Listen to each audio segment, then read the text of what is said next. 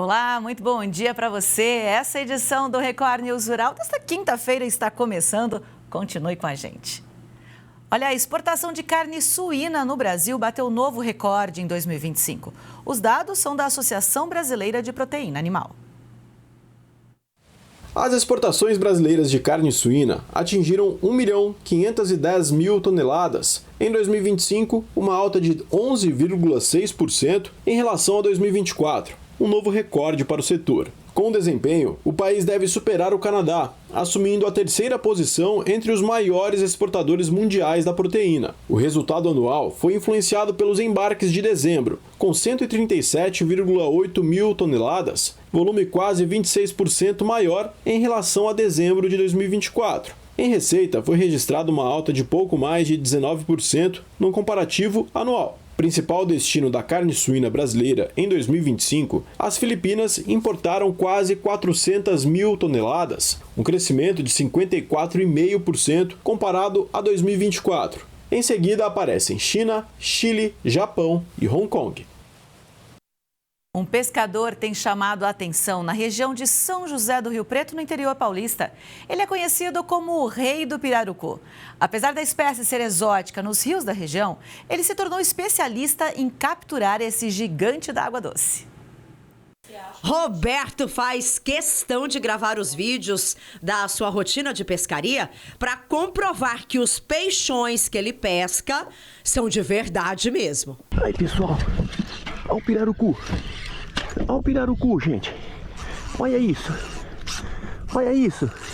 Ele ficou conhecido como o rei do pirarucu em São João do Marinheiro, distrito da cidade de Cardoso.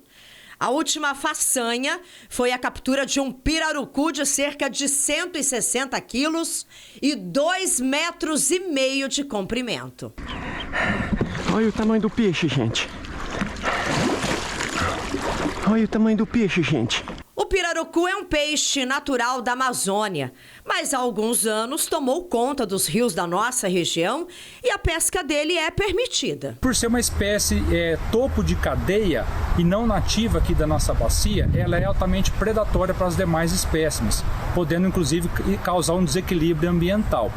Em razão disso, a Polícia Ambiental orienta que é permitida a sua captura, inclusive no período de Piracema, porque ela não é nativa da bacia do Rio Paraná, portanto uma espécie invasora, podendo ser capturada, porém respeitando as regras. No rancho do Roberto, que fica do lado do rio onde ele pesca, nós fomos conferir de perto o que sobrou do pirarucu gigante. Quanto mais ou menos pesa só a cabeça, Roberto? Ela pesa 21 quilos. Hoje um peixe desse traz quanto de lucro, mais ou menos?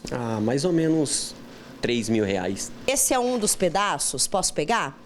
A carne é vermelha, Roberto. A carne é vermelha. Parece até uma carne de vaca, né? Nem parece peixe. E é uma carne gostosa. Gostosa. Vixe, maravilhosa. É um peixe que não tem muito espinho também. Ele não tem espinho nenhum. E como que o pirarucu começou a aparecer aqui na região? Você estava me explicando que há 15 anos que começou a aparecer nos rios aqui da região. Foi. Um criador da região de Paulo de Faria, estava criando ele em cativeiro, aí deu uma chuva forte à noite, rebentou o barranco da represa e ele saíram para um rio. E aí começou a procriação e começou a aparecer. E se você pensa que o Roberto trabalha sozinho, se engana. Ele tem uma aliada importante na pescaria dos pirarucus. A Maria que dá uma mão aqui pro Roberto, aliás, as duas mãos, porque ela corta todo o peixe no capricho, coloca nas embalagens para depois vocês venderem. Dá muito trabalho para picar um pirarucu, para desossar um pirarucu? É o dia inteiro, né, que a gente trabalha nele quando pega, né? Se pega de manhã, vai o dia inteiro. É o dia todo? É, o dia todo. O rio tem sido generoso com o pescador. Tanto que ele já tem o pirarucu como um troféu. símbolo da sorte que tem tido. Rio São João do Marinheiro, é aqui que tem um monte de pirarucu. O Roberto já está se preparando, mas antes ele resolveu mostrar aqui pra gente a tralha que ele usa, porque eu fiquei curiosa. E eu já me perguntei, gente, a linha tem que ser resistente, a vara também, para pegar um peixe desse tamanho, porque mais de 100 quilos e é resistente, dá conta? Dá conta. Tirou um de 160 quilos. Essa tralha aqui. Essa tralha. Aí tem que ter toda uma técnica, né? Tem que ter paciência. E nem sempre a gente leva a melhor, né? Qual é a dica para pescar um peixão desse, um bichão desse tamanho? É paciência, né? Focar naquilo que faz e sorte. Aí, pessoal, olha o pirarucu. Olha o pirarucu, gente. O governo autorizou a compra de 50 mil toneladas de milho para repasse a pequenos criadores. O volume vai poder ser usado no programa de venda em balcão em 2026.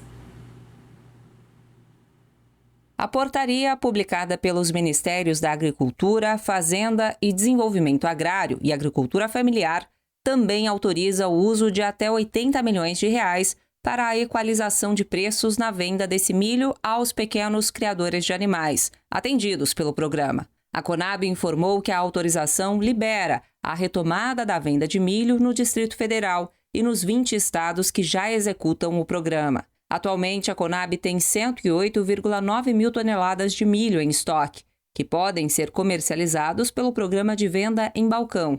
A portaria também autoriza a compra de mais 50 mil toneladas até o fim do ano, caso haja estoque público suficiente, ou se o custo do cereal a ser adquirido por leilão for menor que o do cereal já comprado e armazenado anteriormente. Os pregões de compra só estão permitidos nos estados em que o preço de mercado do grão esteja acima do preço mínimo vigente. Os negócios envolvendo café seguem lentos no mercado. De acordo com pesquisadores do CPE, a partir da próxima semana, as negociações de café devem ganhar ritmo. Por enquanto, neste início de ano, com poucos compradores ativos no mercado spot nacional e com vendedores praticamente ausentes, a movimentação está lenta. Até agora, os poucos lotes comercializados foram para cumprir despesas de curto prazo por parte dos vendedores. Dados do CPE mostram que as cotações do Robusta ao longo de 2025 apresentaram queda mais intensa do que as do Arábica, o que tem afastado produtores do mercado, levando-os a negociar apenas em momentos de necessidade de caixa. A safra 2025-2026 do café Robusta foi mais volumosa. Por isso, os produtores ainda detêm uma quantidade maior de café disponível para comercialização em comparação a outra variedade. Mesmo com uma leve retração na produção, em 2026, o Brasil deve manter o protagonismo no mercado de algodão. A área cultivada com algodão na safra 2025-26 deve crescer pouco, apenas 0,7% em relação à temporada anterior. No total, são 2,1 milhões de hectares, segundo a Conab. Esse número é resultado do avanço de 4% na região norte-nordeste e da retração de 0,4% no centro-sul. A produtividade média para esta temporada é estimada em 1.885 quilos por hectare, uma queda de 3,5% em relação à safra anterior. Isso deve resultar em uma produção de 3,96 milhões de toneladas de pluma, o que significa a retração de 2,9% no comparativo anual. Mas, mesmo com um leve recuo em relação ao recorde anterior, a safra ainda deve ser a segunda maior da história. Quanto às exportações, o Brasil deve manter a liderança mundial, com 3,157 milhões de toneladas na temporada 2025-26, 11,4% acima da safra anterior e 18,9% superior ao volume dos Estados Unidos, previsto em 2,656 milhões de toneladas. De acordo com o CPEA, isso mantém o Brasil em um papel central no mercado da pluma.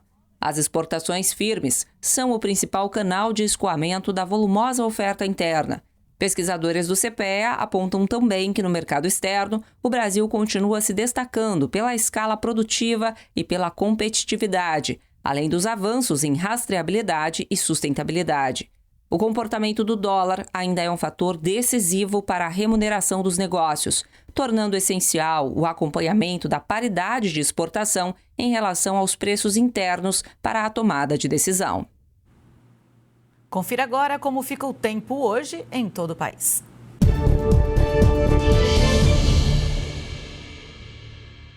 Nesta quinta, a frente fria se afasta, mas ainda influencia as condições de tempo em áreas da região sul, enquanto as ACAS já se encontra desconfigurada. Mas a presença de calor e umidade na atmosfera ainda segue favorecendo instabilidades típicas de verão, com pancadas de chuva e temporais em grande parte do país. O dia começa com o céu mais encoberto no litoral e na faixa central do Rio Grande do Sul, incluindo a região metropolitana de Porto Alegre. Ao longo da manhã, a nebulosidade aumenta em áreas da metade norte gaúcha e sul de Santa Catarina. No Paraná, o céu varia entre nuvens e aberturas de sol, com maior cobertura na faixa leste. E entre a Serra Gaúcha e Catarinense, o tempo segue mais fechado durante boa parte do dia. Em São Paulo, o dia começa com mais aberturas de sol, mas a nebulosidade se intensifica à tarde. E em Minas e no Rio, o céu fica mais carregado, especialmente no centro, sul e Triângulo Mineiro, além do sul e norte fluminense. Na região central do país, o céu permanece bastante nublado em Mato Grosso e em Goiás, com desenvolvimento rápido de nuvens carregadas ao longo do dia, enquanto em Mato Grosso do Sul, a nebulosidade aumenta gradualmente. Já no Nordeste, a maior cobertura de nuvens no Maranhão, oeste do Piauí e no leste da Bahia. No litoral baiano, em Sergipe, Alagoas, Pernambuco e na Paraíba, o céu também fica mais nublado, enquanto nas demais áreas o sol predomina. E o tempo também fica mais carregado no Amazonas, Acre, Rondônia, Tocantins, grande parte do Pará e no Amapá. Durante a madrugada e início da manhã, chove de forma moderada a forte no litoral e na faixa central do Rio Grande do Sul. Ao longo do período, as pancadas se espalham por grande parte da metade norte gaúcha e sul catarinense. À tarde, as chuvas se intensificam no centro-norte do Rio Grande do Sul, leste de Santa Catarina e do Paraná, com risco de temporais, principalmente no leste catarinense e na Serra Gaúcha. No sudeste, chove de maneira fraca pela manhã, em áreas do Triângulo, sul e nordeste de Minas, além do nordeste paulista.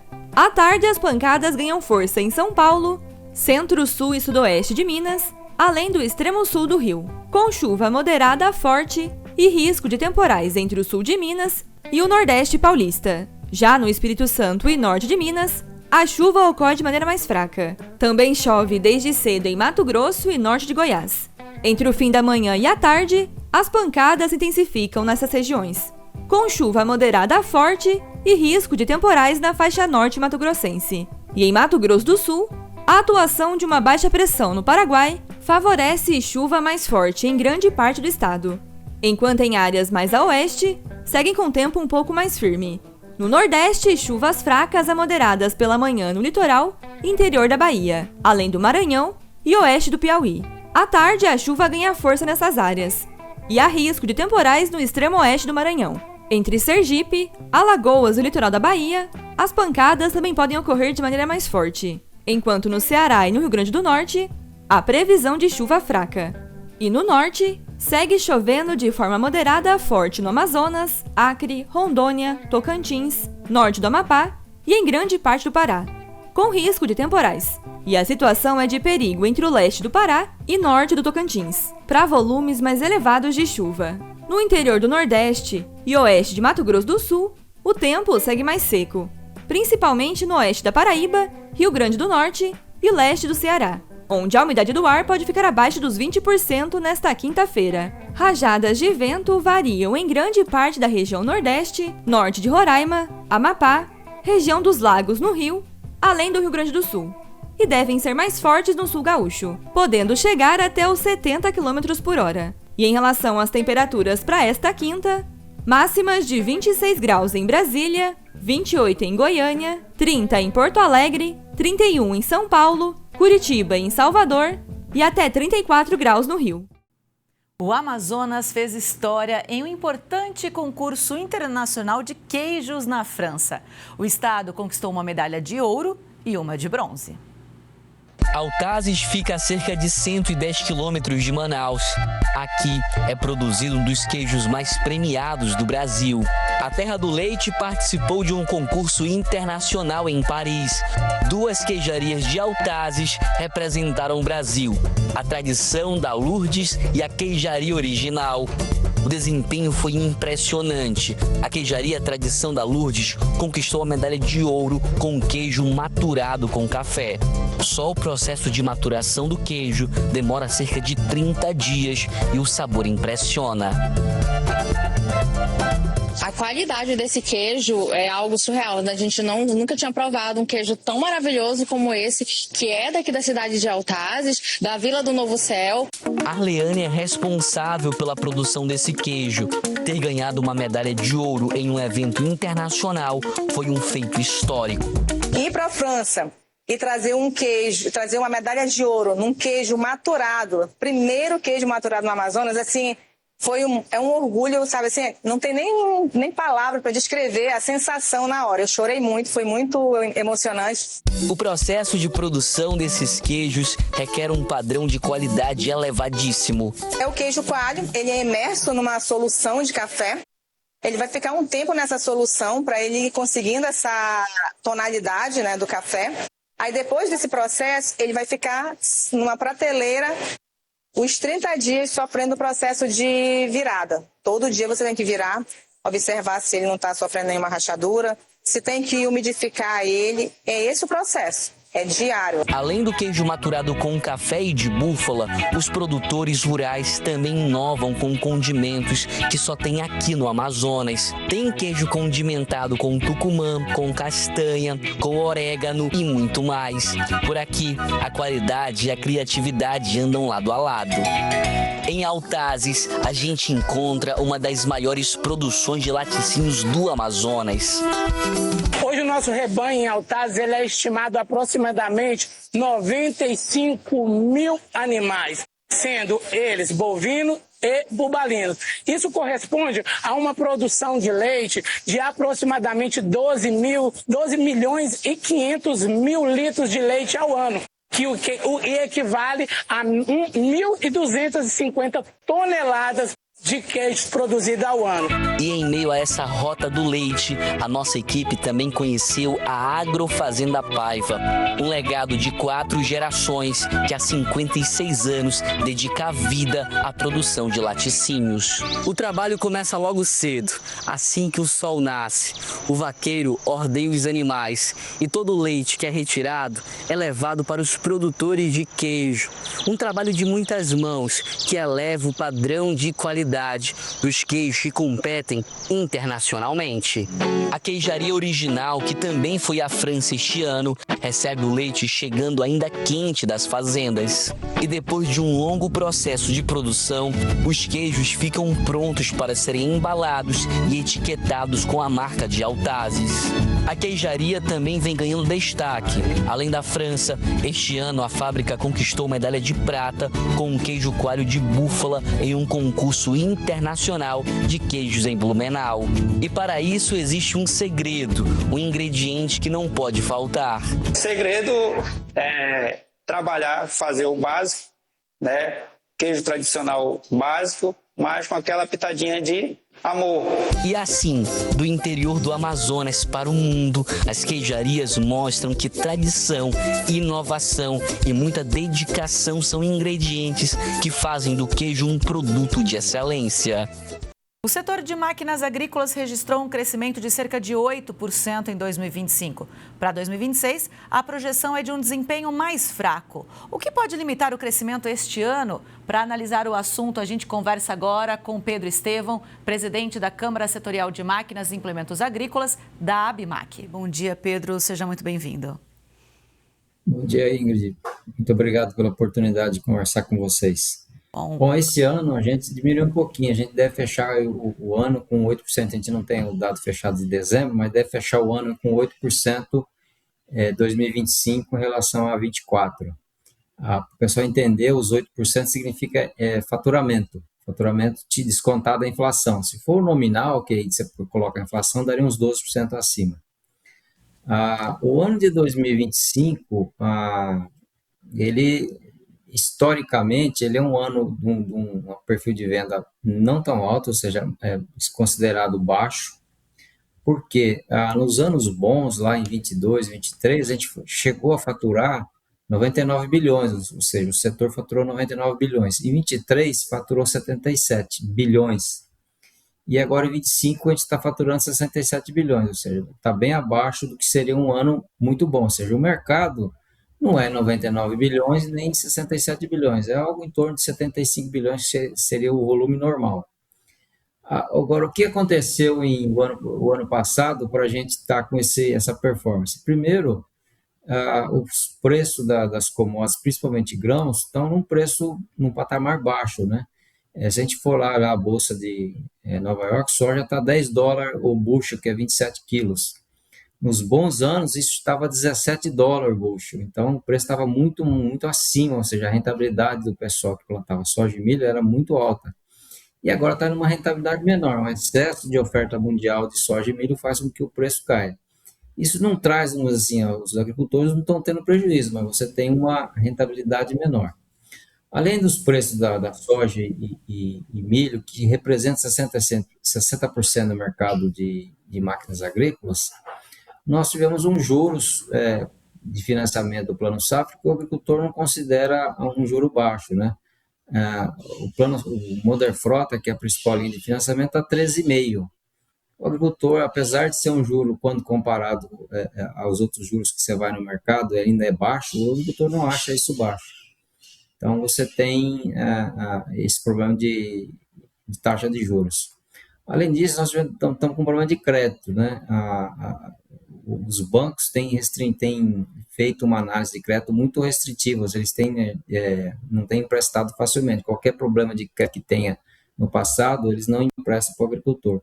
E nós tivemos o evento tarifaço, que queira ou não, a partir de agosto, ele deu uma falta de visibilidade para o agricultor, acabou derrubando as vendas. Então, juntando tudo isso, a gente teve um ano aí um pouco menor.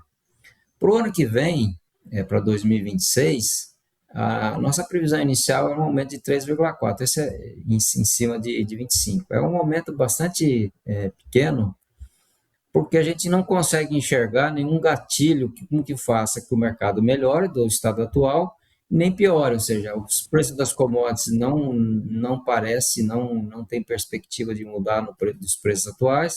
Taxa de juros, se for mexer, vai mexer só no segundo semestre desse ano, depois do Plano Safra, ainda não deve ser um percentual grande.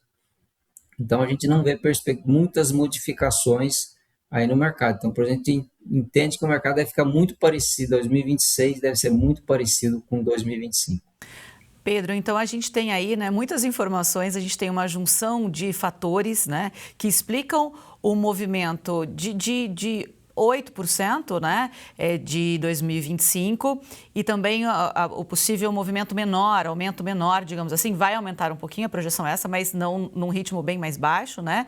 E aí você falou sobre taxa de juros elevada, você falou também sobre a renda dos produtores comprometida, né, com o custo de produção e com as commodities ao mesmo tempo em valores inferiores aos necessários, digamos assim. Esse cenário mantendo em 2026, então assim, não deve mudar muita coisa, esses fatores ainda vão pesar muito no bolso do produtor. Exatamente. Como eu falei, o cenário não deve mudar muito. O principal mercado nosso, como eu falei, é soja e milho, que é 60%. Mas nós temos alguns outros mercados que em 2025 estavam muito bons e devem continuar bons esse ano.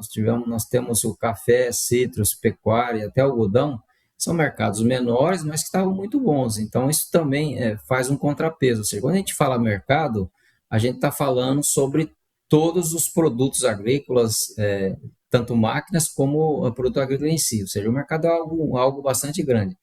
Mais uma vez, soja e milho não deve mudar muito, e essas culturas que eu estou falando também não devem mudar muito. Ou seja, nós vamos ter alguns mercados bons e outros mercados medianos. Por isso que a gente entende que não deve mudar muito o panorama do mercado esse ano. É interessante quando a gente observa também, quando a gente fala de grãos, né, da soja, do milho, outras commodities desse sentido, o tipo de maquinário é diferente quando a gente fala de maquinário e implementos necessários para café, para fruta, que tem aí ainda um movimento esperado um pouco maior.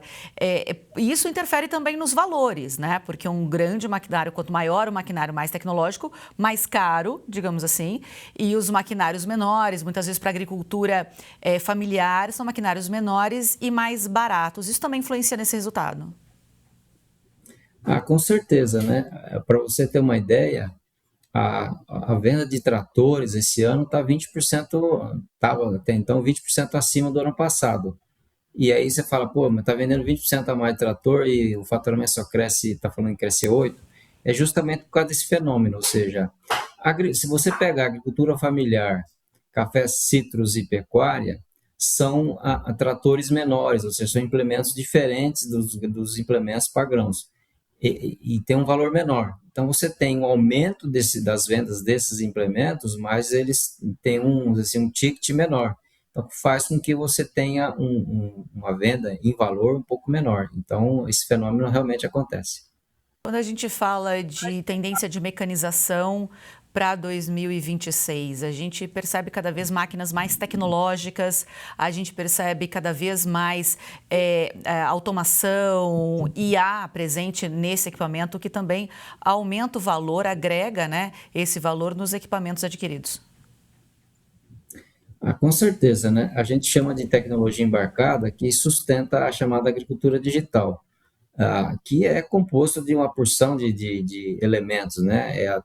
Vamos dizer assim, os drones, os sensores, a inteligência artificial, a vasta captação de dados, ou seja, as máquinas hoje têm capacidade de captar dados, tanto do meio ambiente quanto da própria operação dela, e o agricultor, o operador, pode fazer adaptações online sobre a performance da máquina.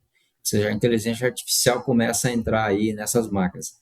E isso traz para o agricultor produtividade, né? Além da produtividade, você tem menos impacto ambiental, você economiza insumos, isso melhora a sustentabilidade no campo e melhora muito a gestão, né? Porque você tem muita informação, muito dado que é possível você analisar tanto online como depois da operação e você está sempre melhorando a operação. Então, tudo isso traz o quê? Lucratividade para o agricultor, e traz competitividade do agricultor brasileiro frente ao mercado internacional. Então, tudo isso faz com que o agricultor procure muito a tecnologia, porque ela traz um benefício muito fácil dele enxergar, né? A tecnologia traz realmente benefício. O agricultor, normalmente, ele não compra uma máquina, não compra a tecnologia, né, pela tecnologia, ele compra porque traz algum benefício para ele. Desses que eu já citei, né? Produtividade, menos impacto ambiental, melhor gestão e por aí vai. Então, assim, cada vez mais as máquinas têm esse componente tecnológico embutido na máquina, na parte de ferragem em si, são os softwares e os hardwares, né? Pedro, é interessante, né? Porque quando você disse isso, eu pensei, né? O produtor, ele não compra o equipamento, ele compra o resultado que esse equipamento vai trazer para ele, né? Claro que ele paga aquele valor pelo equipamento, mas pensando, né? Comprando o resultado. E aí, uma pergunta que um comentário que eu sempre ouço, na verdade, quando a gente fala de venda de equipamento, de máquinas e implementos agrícolas. Claro que o setor espera que sempre tenha um aumento e um aumento satisfatório dessas vendas, né, dessas aquisições. Mas o produtor, ele não compra equipamento todos os anos, a não ser que ele expanda a sua área, mas a gente sabe de produtor, tirando essa parte tecnológica, mas que tem maquinário de 10, 20, às vezes 30 anos na propriedade. Quem são as pessoas, então, quem são os produtores que compram equipamentos com mais frequência? Olha, o mercado é bastante segmentado, né? Se você pegar o mercado dos grandes agricultores, eles trocam máquina a cada 5 anos, ou seja, você tem um número de uso um número de horas de uso das máquinas muito grande, então a máquina se deteriora mais rapidamente. Em 5 anos a parte a parte de ferragem da máquina fica deteriorada, né? São máquinas que trabalham um número de horas muito grande, numa condição que você tem produto químico, você tem muita areia, ou seja, ela acaba se desgastando. O pessoal médio já fica aí 7 anos, 10 anos para trocar a máquina, ele usa um número de horas menor. E o agricultor pequeno, ele utiliza isso durante muito tempo, ele utiliza até 20 anos. Então, você tem, vamos dizer assim, essa diferença no mercado. Quem tem comprado muita máquina com alta tecnologia, realmente são os grandes e o médio grande, porque ele renova a máquina mais a miúde, né? mais vezes durante o tempo. Então, e você tem também a que a gente chama de obsolescência tecnológica, né? Às vezes a máquina, vamos dizer assim, a parte estrutural dela está boa, mas tecnologicamente ela está muito atrasada, então vale a pena você trocar por uma tecnologia melhor, porque ela vai trazer muito ganho para o agricultor. E essas máquinas, vamos dizer assim, que estão ainda em condições de uso, acaba indo para o agricultor pequeno. Então, o agricultor pequeno acaba comprando essas máquinas mais antigas, que infelizmente tem uma tecnologia menor. E aí a gente falou, né, que tem uma perspectiva de um crescimento para 2026 de cerca de 3,4%, né, desse setor. Em que cenário ou quais seriam as condições ideais, o que teria que acontecer para que esse crescimento fosse maior, para que a gente chegasse no final desse ano e falasse, olha, a projeção inicial era tanto, mas surpreendentemente nós crescemos e chegou nesse patamar. Qual seria o cenário? Olha, dentro das variáveis de mercado, a mais importante realmente é o preço de soja e milho. Se você tiver preço da soja e milho melhor, você vai vender mais, porque o agricultor vai ter mais rentabilidade. Agora, como é que faz para o preço de soja e milho ficar melhor? Oferta, é uma commodity mundial, é oferta e demanda mundial. O que pode acontecer? Assim, se a gente fosse especular, o único fator que poderia mudar esse estado de coisas é se você tivesse uma frustração de safra americana, que eles começam a plantar lá em maio, vão colher lá em outubro, novembro, é a única condição, ou seja, você ter uma menor oferta de soja e milho. Isso aumentaria o preço, aumenta a rentabilidade e você aumenta o ânimo do agricultor. Uma outra variável é a taxa de juros, né? Vejam que o plano safra é 13,5% para o Moderfrota, que é para o grande agricultor. Para o médio agricultor é o Pronamp, que está 12,5%, para o pequeno agricultor 5,5%. Então, para o pequeno agricultor tá bom, é um juro bastante atrativo, né? Tanto é que eu estou falando que as vendas para o pequeno agricultor foram bem, porque é um juro bastante atrativo. Então, se você baixar esse juro, vamos supor, para a máquina agrícola de 2 dígitos para 1 dígito, eu acho que anima o mercado. Então, você teria 2 condições básicas aí.